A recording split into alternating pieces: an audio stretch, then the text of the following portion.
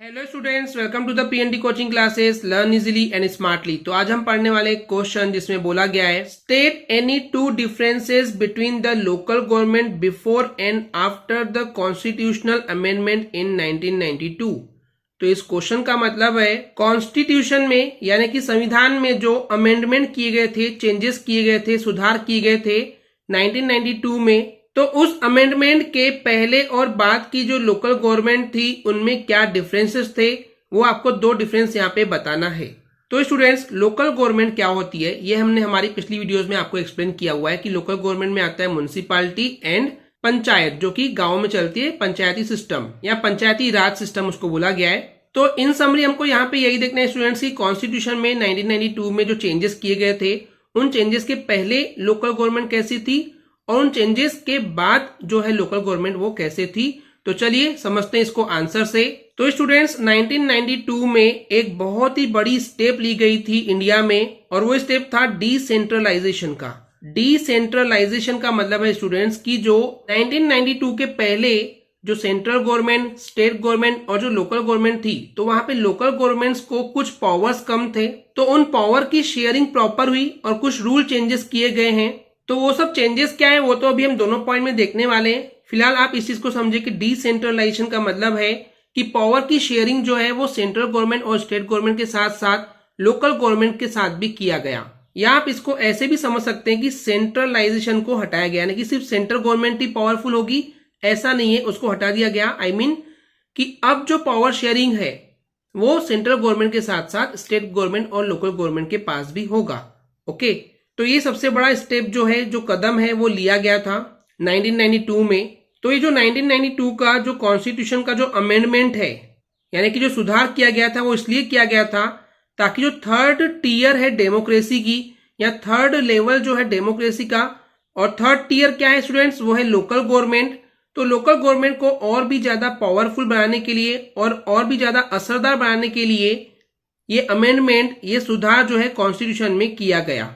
Okay students, तो इन summary यही है कि 1992 के अमेंडमेंट में डिसेंट्रलाइजेशन किया गया, यानी कि कॉन्स्टिट्यूशन में एक ऐसा चेंज किया गया जिससे कि जो थर्ड टीयर है डेमोक्रेसी की, जो थर्ड लेवल है गवर्नमेंट की, जो कि लोकल गवर्नमेंट बोली जाती है, उसको और भी ज्यादा पावरफुल, और भी ज्यादा शक्तिशाली, और भी ज्यादा असरदार बनाने के लिए किया गया। तो ये क्या चेंजेस थे, चलिए देखते हैं। तो ये चेंजेस था कि अब ये कॉन्स्टिट्यूशन के हिसाब से ये मैंडेटरी कर दिया गया था, कंपलसरी कर दिया गया था कि जो लोकल गवर्नमेंट बॉडीज है, लोकल गवर्नमेंट बॉडीज यानी कि स्टूडेंट्स म्युनिसिपैलिटी और जो पंचायती राज सिस्टम है, यानी कि जो गांव में जो पंचायत होती है, उनके अब रेगुलर इलेक्शन किए जाएंगे। ऐसा नहीं है कि किसी को भी एक बार हमने पंच चुन लिए, वहां का हेड चुन लिए तो वही लगातार रहेगा, नहीं। अब इलेक्शंस होंगे, अब चुनाव होंगे और जो जनता है, जो पीपल है, वो खुद अपनी गवर्नमेंट को चुनेंगे लोकल गवर्नमेंट के फॉर्म में। क्लियर है? तो यहां पे इस 1992 के अमेंडमेंट के पहले की बात करें तो पहले वहां पे चुनाव नहीं होते थे, रेगुलर इलेक्शन नहीं होते थे, लगातार चुनाव नहीं होते थे हर कुछ सालों में। तो 1992 के बाद क्या हो गया कि अब वहां पे लोकल गवर्नमेंट बॉडीज के लिए भी रेगुलर चुनाव होने लगे। तो पहले और बाद की सीन क्लियर हो गई। सेकेंड चीज और क्या था, इस अमेंडमेंट के बाद, इस सुधार के बाद लोकल गवर्नमेंट में जो सभी पोजीशंस हैं, पोजीशन मतलब जितनी भी जॉब वगैरह हैं, उसमें कम से कम 1/3 जो है, 1/3 हिस्सा जो है वो वुमेन के लिए हो गया, लेडीज के लिए हो गया। यानी कि लोकल गवर्नमेंट में जितनी भी पोजीशंस हैं, जितनी भी जॉब्स हैं, उनमें 1/3 जो है वुमेन यानी कि औरतें कंपलसरी हो गई। और ये पहले जो है रिजर्वेशन नहीं था, ऐसा कुछ रूल नहीं था स्टूडेंट्स इस अमेंडमेंट के पहले की वुमेन को 1/3 जो है जॉब देना ही देना है लोकल गवर्नमेंट में।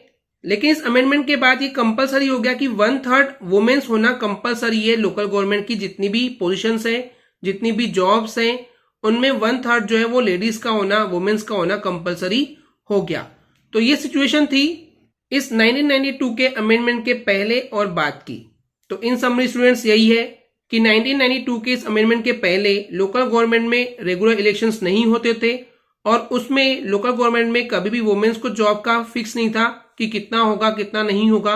लेकिन इस अमेंडमेंट के बाद जो रेगुलर इलेक्शन थे लोकल गवर्नमेंट के, वो कंपलसरी हो गए। इसके अलावा वुमेन का 1/3 कम से कम जो पोजीशंस थी या जो जॉब थी लोकल गवर्नमेंट में वो भी कंपलसरी हो गया। तो यहाँ पे स्टूडेंट्स कुछ टर्म्स आए, कुछ वर्ड्स आए जिनके मीनिंग आपको पता होना चाहिए। टीयर मतलब होता है लेवल, जैसे कि गवर्नमेंट को जो है अलग अलग लेवल में बांटा गया है, central government, state government, local government, तो ये लेवल्स हैं जिसको हम टीयर बोलते हैं। डेमोक्रेसी यानी कि जो पीपल है, जो लोग हैं, वो अपनी गवर्नमेंट खुद चुन सकते हैं वोटिंग के जरिए, इलेक्शंस के जरिए, तो ये है डेमोक्रेसी। इफेक्टिव यानी कि असरदार, जो कि बहुत अच्छे से काम कर सके। एटलीस्ट यानी कि कम से कम। ओके स्टूडेंट्स, क्लियर है? आई होप स्टूडेंट्स आपको एक क्लियर हो गया होगा। अगर आपको हमारी वीडियो से कुछ भी सीखने मिला या नॉलेज मिला तो प्लीज हमारे चैनल को सब्सक्राइब कीजिए एंड वीडियो को लाइक जरूर करें। आज के लिए इतना ही। Thank you.